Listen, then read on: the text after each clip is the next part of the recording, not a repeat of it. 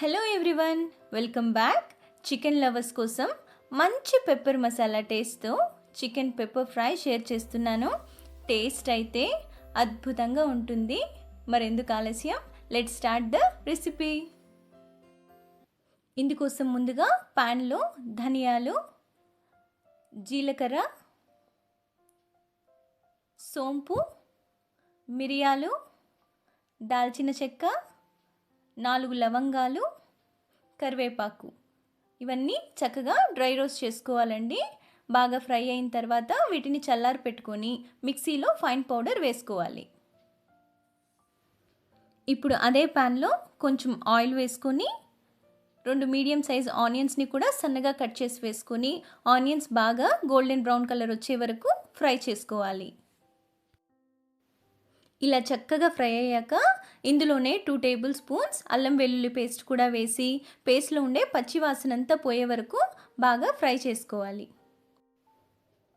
ఇలా బాగా ఫ్రై అయ్యాక ఇందులోనే ఇక్కడ నేను 1/2 కేజీ చికెన్ తీసుకున్నానండి. నీట్గా వాష్ చేసుకున్న చికెన్ని కూడా ఇందులో వేసేసుకొని సరిపడినంత సాల్ట్, పసుపు వేసి మంచిగా చికెన్ పీసెస్కి సాల్ట్ అంతా పట్టేలాగా కలిపి మూత పెట్టి మగ్గించుకుందాం.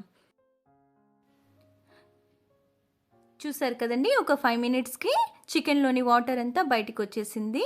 ఇప్పుడు ఈ వాటర్తోనే 70% వరకు చికెన్ కుక్ అయ్యే వరకు బాగా కలిపి మూత పెట్టి మగ్గించుకుందాం. చూసారు కదండి, చికెన్లో ఉండే వాటర్ అంతా ఎవాపరేట్ అయిపోయి చికెన్ పర్ఫెక్ట్గా 70% బాగా కుక్ అయిపోయింది. ఇప్పుడు ఇందులోనే సరిపడినంత కారం వేసుకోండి. నేను ఇక్కడ 2 టేబుల్ స్పూన్స్ కారం వేసుకున్నాను.